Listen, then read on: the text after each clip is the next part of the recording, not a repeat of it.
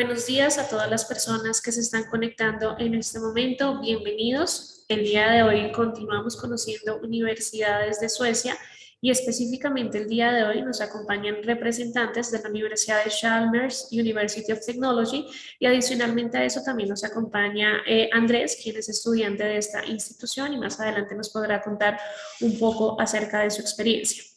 También nos estarán brindando información acerca de la oferta académica que tienen disponible, cómo pueden iniciar su proceso de postulación y por supuesto estarán hablando del convenio que actualmente tienen con Futuro, el cual otorga un descuento del 25% sobre el valor de la matrícula y hay algunos otros beneficios que más adelante van a mencionar. Al final vamos a tener un pequeño espacio de preguntas y respuestas, entonces si a lo largo de la charla van surgiendo dudas, preguntas, pueden escribirlas en el recuadro que está en la parte inferior de Q&A. Y al final pues vamos a resolverlas. Igualmente, como pueden ver, esta grabación está siendo grabada, entonces en los próximos días esperamos enviarlas a sus correos electrónicos y estará también disponible en nuestro canal de YouTube para que puedan repasar alguna información que se presente en este webinar. Thank you so much for joining us. You can start. There we go. Hi, thank you. Yes, and like you said, we are from Chalmers University and Technology, and my name is Sanna, and we have Linda and Andres. So Linda and I are working with international student communications here at Chalmers, and Andres is studying his second year in his master's in mobility engineering, right? Yeah, cool. So I'm going to put up some slides so we know what we're going to talk about. Let me see if I can get this to work. I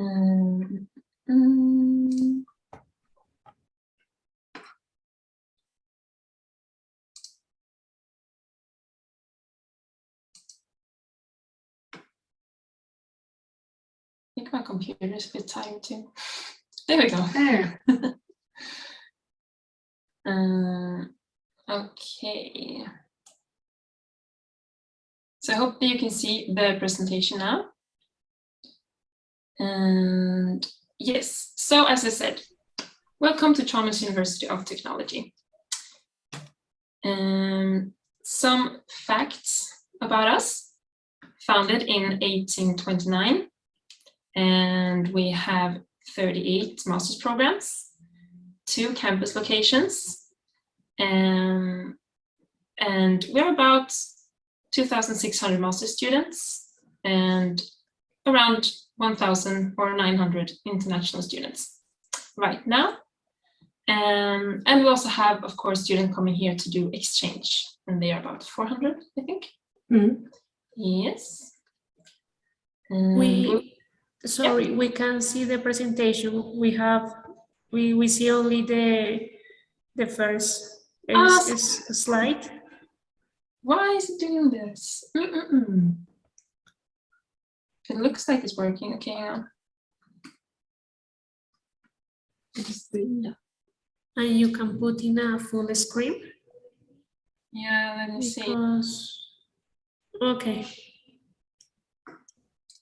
And now you see the presentation mode, right? Yes. Why though? It was working before. Yeah. You see it now? Okay. You can share it again in a full screen. Yeah, I was trying to do that, but it won't do it. Why? Now? Yes, perfect.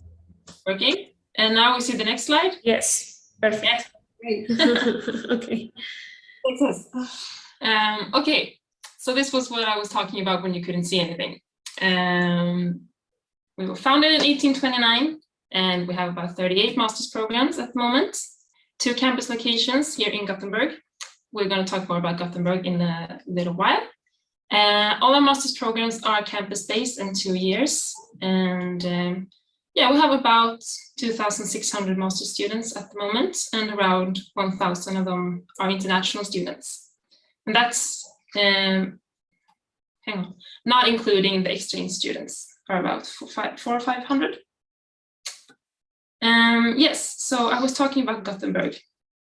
This is where Chalmers is located. So it's the second largest city in Sweden, but it's not a very large city. I think you can agree on this. Yeah.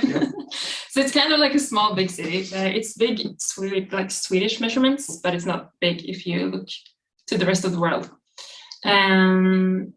It's a mix between old and new, I think we can say, because we have those old parts that have been here for many, many years, but it's constantly developing and building new things as well.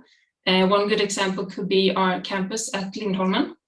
There are a lot of new cool buildings, like you can see like on the top right image.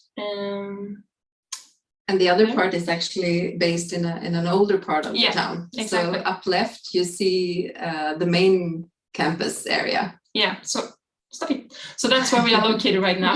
Yeah. Campus Johanneberg, that is. Mm.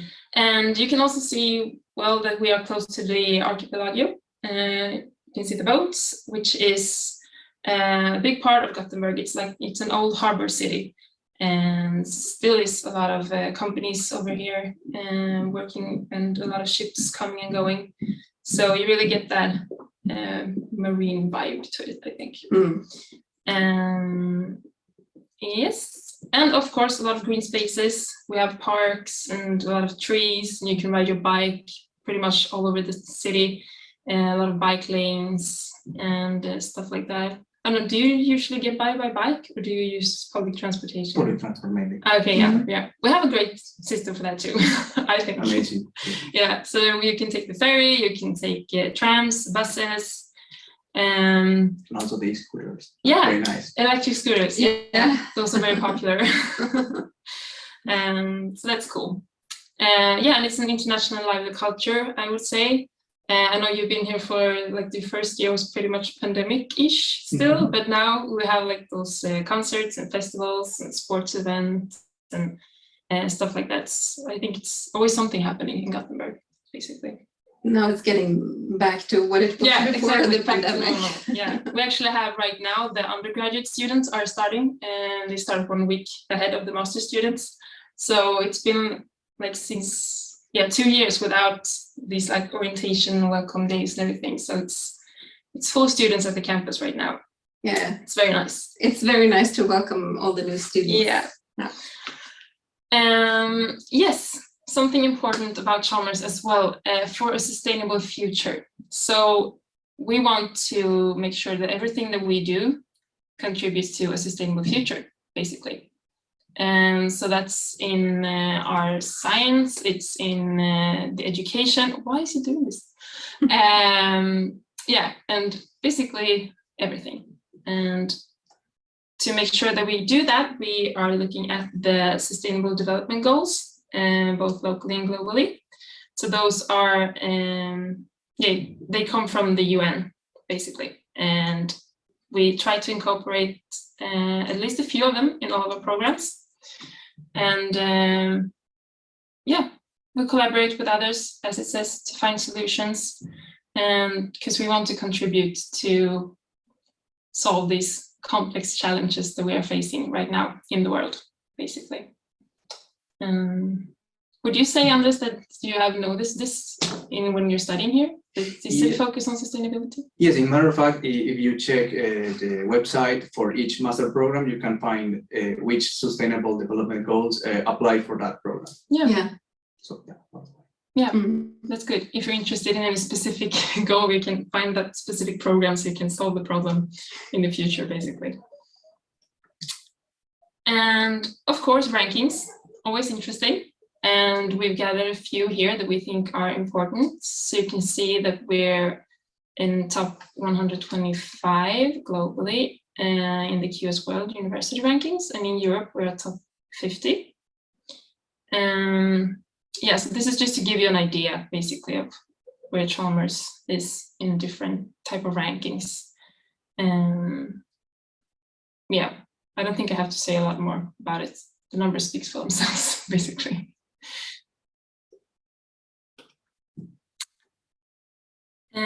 Yes, now you can help me pronounce a word, Linda, that I couldn't say before. Yeah. So Putting you on the spot. yeah.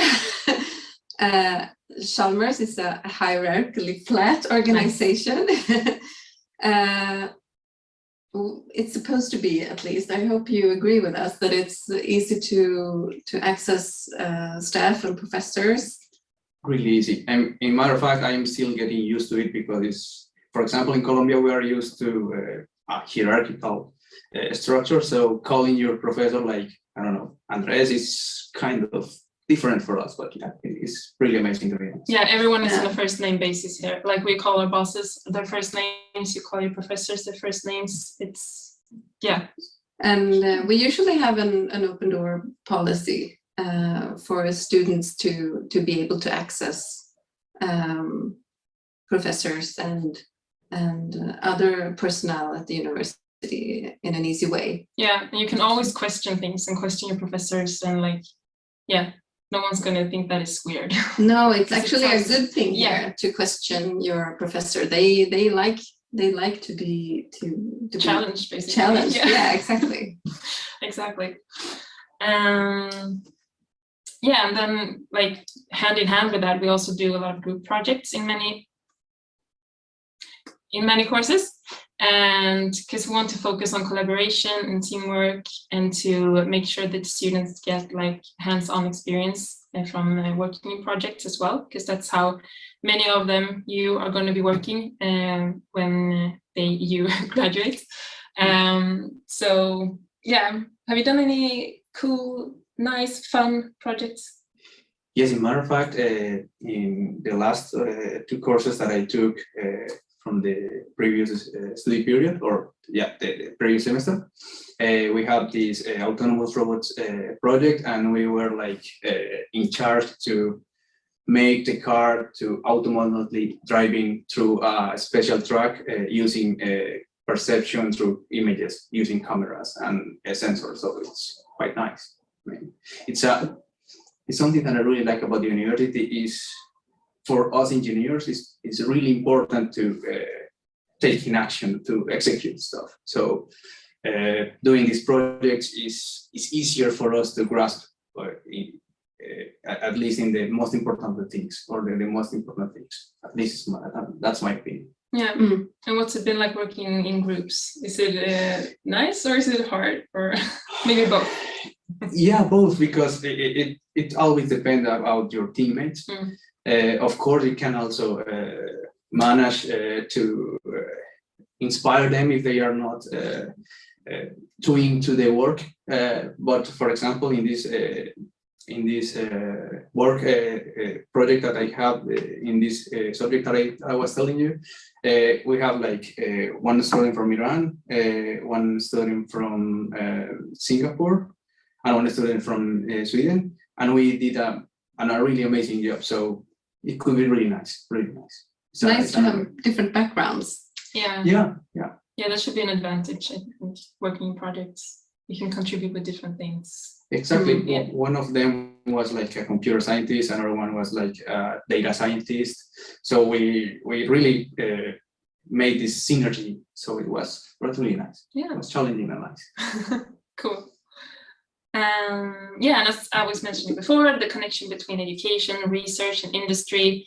Gothenburg having a lot of companies, international companies, big companies, and we want to collaborate with them to make sure that we know, like in the education and in the research, that we are doing things that the, so to speak, real world wants basically, what they need. And so this is very important for Chalmers as well. Yeah, and then we also have to brag about the #1 in student satisfaction in education, of course. Yes. So as I was saying, we have a lot of international students here. So we have over 60 nationalities on our campuses, and that goes for both students, professors, and staff and researchers, basically, come from all over the world, more or less. So it's a very nice environment, I think, in that way. And so, as you can maybe imagine, you can get by on English pretty well. Most Swedes speak pretty good English. But just in case you want to learn some Swedish too, we offer introductory courses in that as well, so that you can learn. I don't know, have you been taking those courses, Anders? Yes. Yeah, did you learn anything? Yes, to be honest, as speaking is not my main skill in general, but I learned some words. I mean, right now I'm in the point that I can understand basic questions, and I don't know how to say it, but yeah, general topics. But I always answer in English because I am still like having trouble to properly articulate, make statements and also like phrases.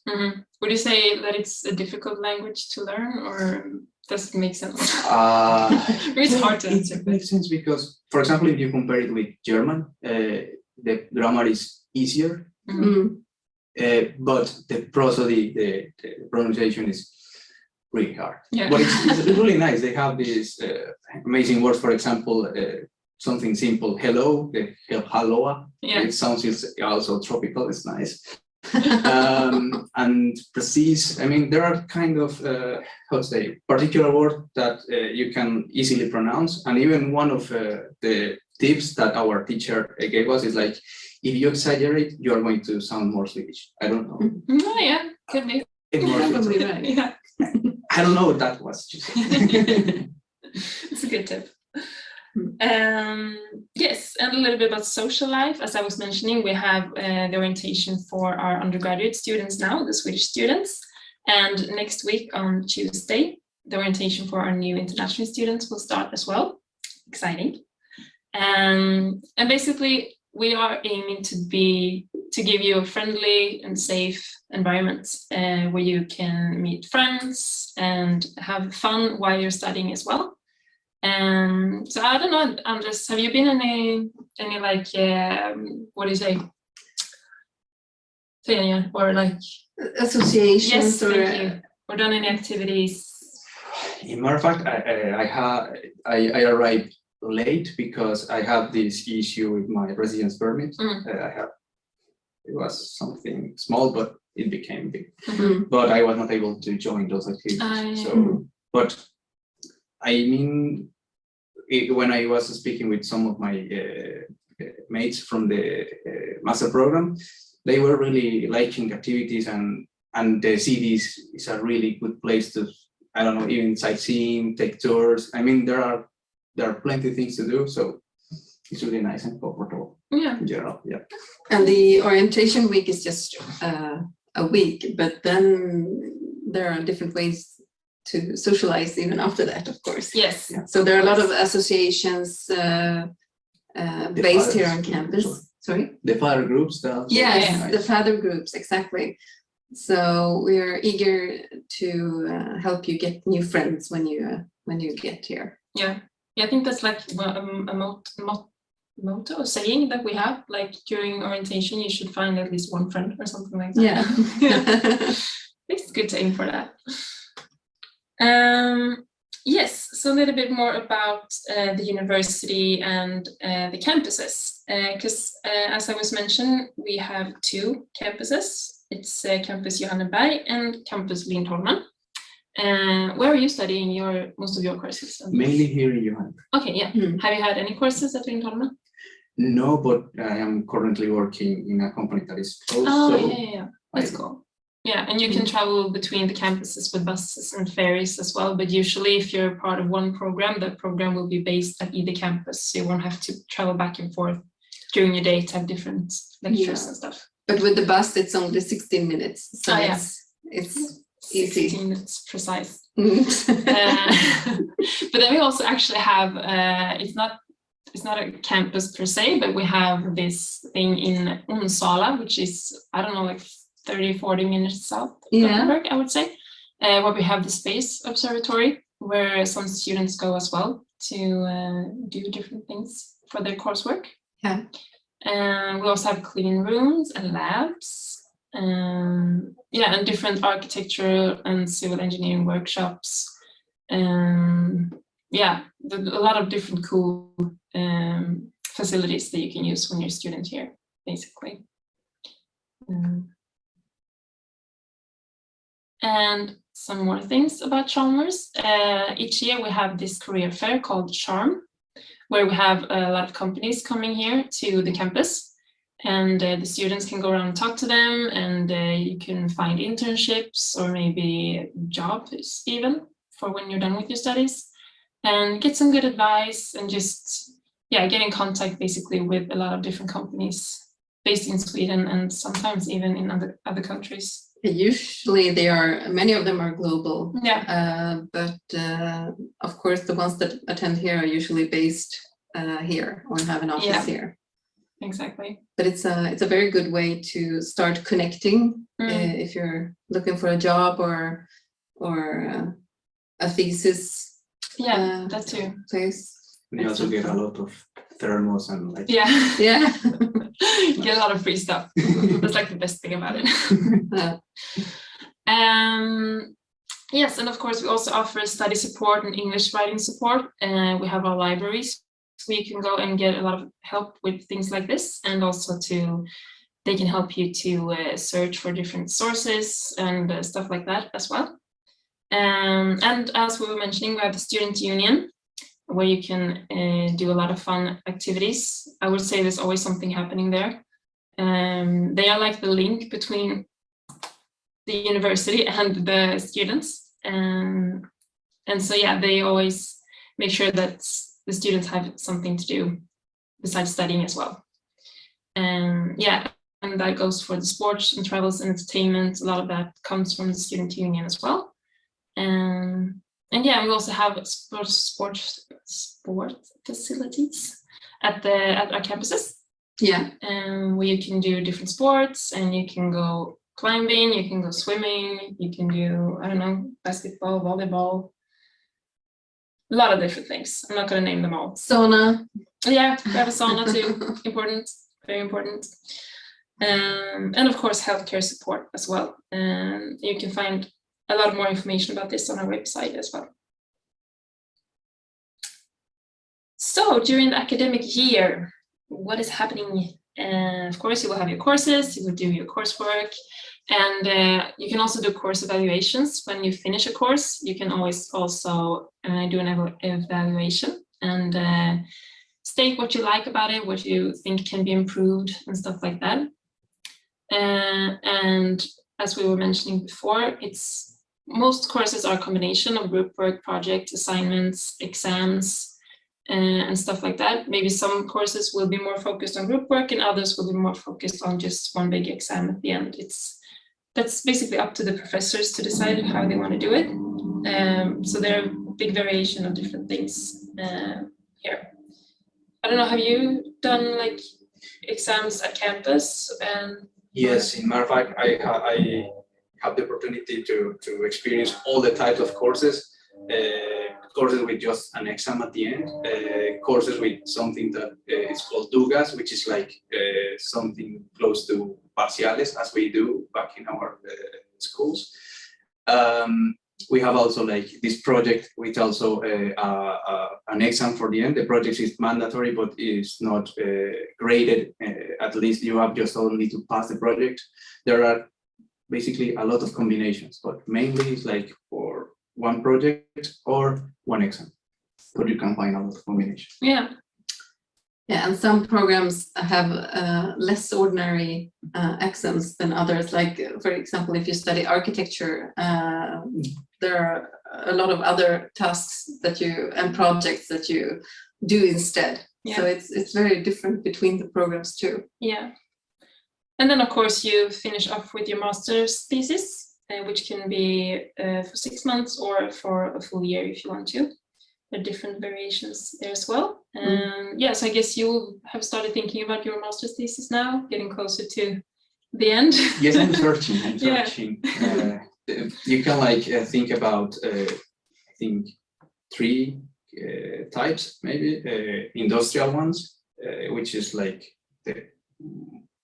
I would say the most interesting one.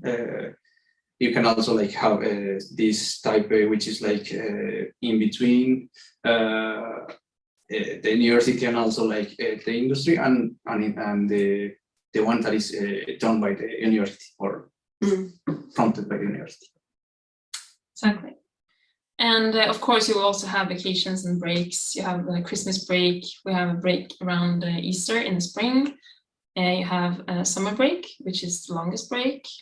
And of course, some Swedish national holidays here and there as well. So you can get some time off too if you want to go back home maybe, or if you want to see more of Sweden. Or Europe. Yeah, or the world, I don't know, go wherever you want. You're gonna have some time to do those fun things as well. And do not just use the breaks to study. Yeah, so there's also things happening at campus, as we were mentioning, and we have lunch seminars, there are mingles with companies. So sometimes companies are coming here, not just for the big career fair, but also for just to have mingles and meet with students and answer questions and stuff like that.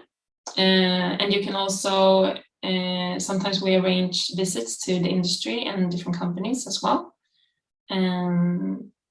Yeah. And I think I've been talking about the other things, before. So let's just do what PowerPoint wants and switch. So I'm so sorry about that. Yeah, do you want to talk about this some, or should I continue? Well, after you have finished your master thesis, you have the possibility to stay around and look for a job. And it's a window of 12 months. We have a very good rating when it comes to employability, and most of our students actually find a job quite fast. There is also the possibility to start a PhD position. Which is a bit different in Sweden than in other countries, because here it's a paid position by the universities. You apply for it like a normal job. If there is an open position, you apply directly on the website. So that's also a way to continue your career after your master studies. And also you can start your own company. We have Chalmers Ventures, which is a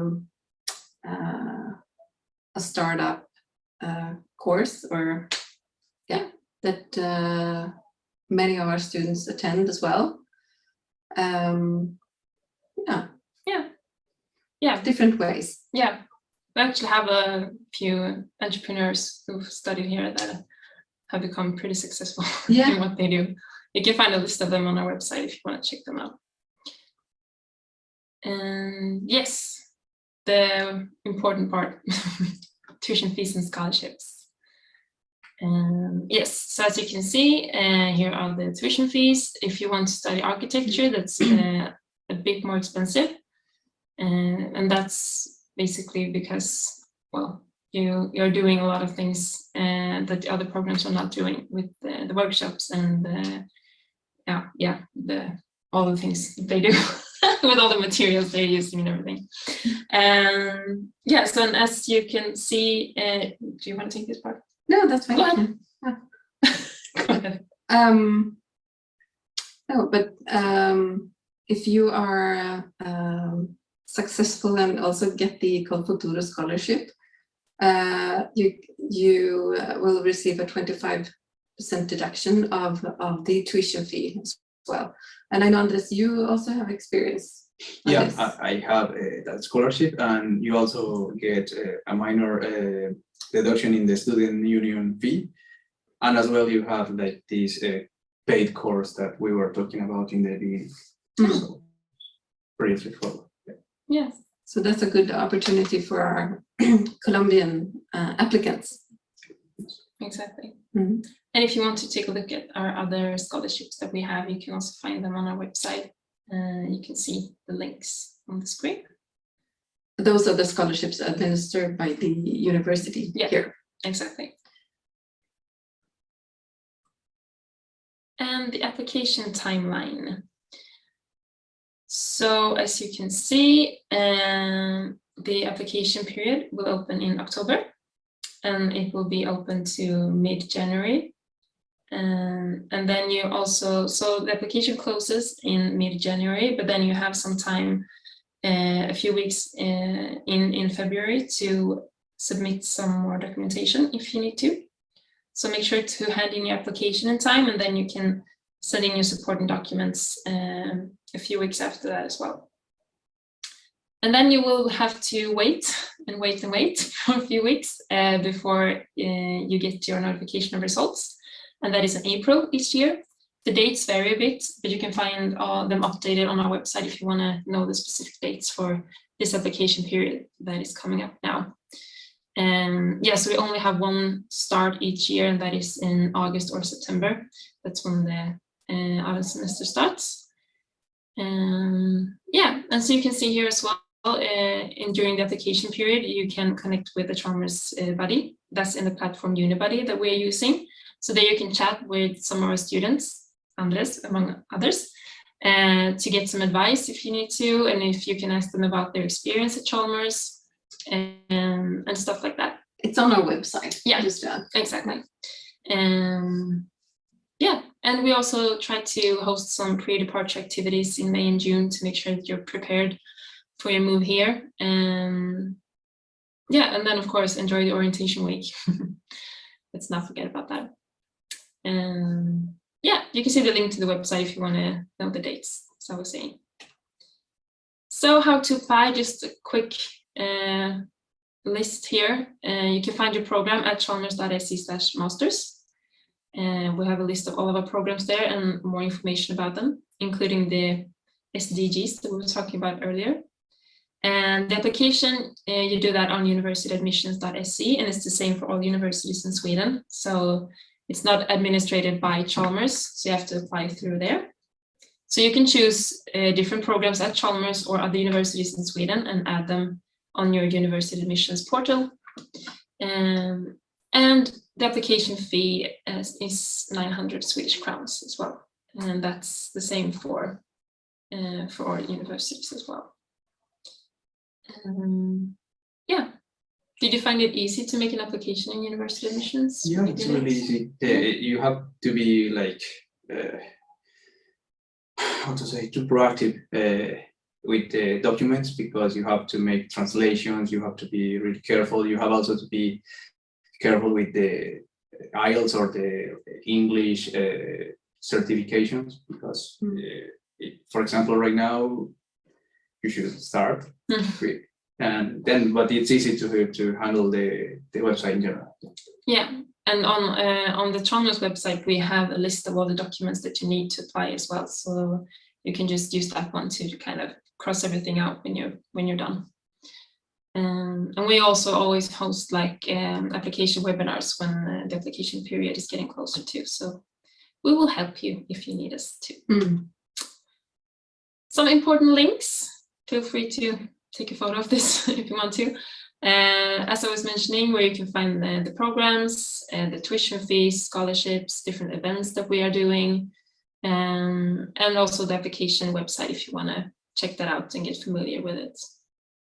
And if you want to chat with Chalmers students on Unibuddy, as I was mentioning, you can do that on this link, or just take a photo of this code. You can also chat with the staff there. We are there too to answer your questions. Yeah. And here are some other ways to get in contact with us. Sorry, if you want to. Yeah. Okay, thank you so much. We don't have questions, but I have one question for you. What is your advice to people that are in the process to applying to a university? Do you want to start with this, Andres? Yes, the first thing is you have to define a methodology. You have to be really organized, because there are a lot of things that you have to prepare. So, for example, I did a lot of spreadsheets in Excel. I tried to order all the steps. I also tried to prioritize all of them, and as I was telling you before, the main thing is to get the documents in order. Also, if you are, I assume, of course, if you are in this in this meeting. If you're going to apply with Colfuturo, you have also to be careful with the requirements that Colfuturo and also Chalmers are, how to say it, are requesting you. Sorry for doing that again, but yeah, that's the main thing, I guess. Just to be organized and try to make a list that with everything that you need, that you need and require, and get through by one by one, and try to put like deadlines for everything. Because, for example, as I was telling you before, I had this. Well, it was not a trouble, an issue with my residence permit, so I have to travel like 2 weeks after the start of the semester. So it was a bit difficult to catch up with the rest of my with my mates, and even taking into account that I was really, or at least in my opinion, I was really ordered and also try to follow this checklist. So yeah, that's the main issue, I guess, just to not start to doing. Yeah, so I guess you should, like, if you know what program that you're interested in, maybe if you already figured that out, if you haven't, you can just maybe know what area or subject you're interested in, and you can check out what programs are available, you can read more about them, you can maybe chat with the student in the program to ask them about it. But once you figure that out, you should take a look at the key dates and make sure that you do have everything done well ahead of time, so that you're prepared and you will avoid some surprises that may come if you're not. Yeah, and also with the if you have to prepare for the English proficiency test, that's a good thing to start with too. If you need to book an appointment or book an online test, it's good to just take a look at the procedures of those tests well ahead. Yeah, I would say just another thing, you have to be really careful, because the dates for applying to Colfuturo, to Chalmers, and also for the scholarship of Chalmers and other institutions are really different somehow. So be careful, because in my first application, I missed the scholarships one. So just try not to let that happen to you. Yeah. Beware. Yes. The students can work there? Yes, on the permit that you have to stay here as a student, you are allowed to work as well. I mean, we usually don't encourage our students too much, to work too much, since the studies are heavy, and they're supposed to be focusing. We want you to be successful in your studies first, but it is possible to work, and it could be a good thing to work a little too, just to get some experience and connections while you're here. Yeah, I would maybe recommend to don't work for like the first semester or something, to just get a feel of like how much time is the studies going to take, and how am I feeling about it and stuff like that. So then you know if it's possible to have a job as well. I know you work some extra now. Yeah, I'm working right now. Yeah. I worked part-time during my second semester and full-time this summer, and I'm expecting to continue for the next 2 semesters like part-time as well. But as Anna said, you have to get used first to the rhythm here, because it's not impossible, but it's easy. It's not as easy as you can as still. But of course, if you're organized enough and disciplined enough, you can catch it, of course. Yeah, and would you say that was it easy to find a part-time job? Did you find it through Chalmers, or? It was like, I am coursing right now a master program, which is kind of new. It's like mobility engineering, and we have this new profile. So I'm the only one that is studying that profile and that sub-profile. So I guess it was easy for me to get some acquaintances, and also to be more close to the teachers. So I had one recommendation of the teachers, and I managed to get how to say it, an interview, and I got the job. So yeah, I mean it's possible, and I have a lot of master program mates that are currently working because they are applying Suecia and really cool and nice company. So yeah, it's possible to get. Yeah, so there are different kinds of part-time jobs also, like you mentioned, yours is related to what you're studying, but some students are also maybe working in cafes or restaurants or stuff like that just to get some extra money. You will never earn enough to like cover your rent or your tuition fees. You're gonna have to, but it could be a nice way to get some extra money in your pocket, basically, to do some other fun stuff maybe. So I know the students do it, but also a lot of places here are asking you to speak at least some Swedish when you apply for jobs. And so, yeah, you have to be aware of that as well when you look for extra jobs. Thank you. How long could I take to find housing? Any website you can recommend to have an accurate estimation of living cost? Yeah, so what we didn't mention in the presentation is that students from outside of the EU are guaranteed one housing offer. If you're a fee-paying student. If you're a fee-paying student, or a scholarship student. Yeah, or a scholarship student. And so what that means is that we are working with a couple of housing agencies here in Gothenburg. And so they will send offers to students who are fee-paying or scholarship students when they are admitted.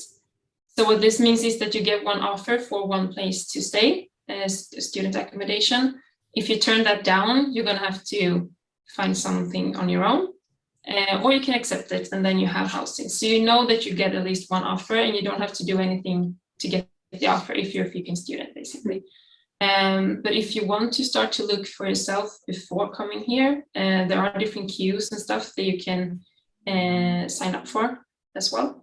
But as a fee-paying or scholarship student, you don't have to find housing on your own. Yeah, did you take the offer that you received? I took the offer from CBS. And yeah, I think the most reasonable path is to take that one because housing here is not easy to get in general. No, there's a lack of housing in all of Gothenburg. Yeah, you can even, I think you can do 2 master programs maybe before getting the ideal accommodation. So you have to be really careful with that point as well. Yeah. So what type of accommodation are you staying at? Are you sharing with others? Or? No, I mailed the tenant and I asked if it was possible to get some private room, and fortunately I got one. Yeah. Yeah, so there are different kinds. So you can have like your own little apartment, or you can share with others, but you will always have like your own room where you can close the door. So you're not sharing a bedroom with anyone. So that's, sometimes the bathrooms are shared, sometimes the kitchens are shared, but you will always have like a private room for just you. Yeah, either way. And there was something about cost of living in that question as well. Yes. Yeah. Yes. What is the living cost? Yeah. There? Maybe that's a good question for you too. Well, in general, of course, it depends if you are like careful enough. And of course, the inflation is not helping lately, but you can say that in a regular basis, 7,500 kronor is the number, maybe 8,000 in general per month. Yeah, and that's including rent. Including rent, including everything. Yeah, but yeah, I am, what to say it, I try to keep costs low in general, so just keep that in mind. Yeah, and the migration agency asks you to be able to pay a certain number. I think it's around 9,000 Swedish crowns a month, but that doesn't mean you have to spend that, but you have to be able to show that you can maintain yourself while you're here. So it's, I mean, and it's also like, because the rents can vary a lot depending on where you're living, how you're living, and stuff like that. And also like if you buy your lunch at campus every day, or if you cook for yourself and bring your food here, there's always microwaves and stuff all over campus. You can bring your own food and heat it up here and eat if you want to. So I know a lot of students are doing that too. And yeah, so it can vary a lot. But yeah, I would say it sounds like a fair number. Okay, Adriana wants to know if the university have the LLM in intellectual property. The course, is it the course in entrepreneurship she's thinking about? No, it's an LLM in intellectual property. We have a master's course within the entrepreneurship program with a focus on intellectual property. Okay, I don't know if it's that one, maybe. She can take a look at our website under entrepreneurship. Yeah, or maybe develop the questions. Yeah, or we can get develop some the more question. context to what she's talking about. We have this program called Entrepreneurship and Business Design.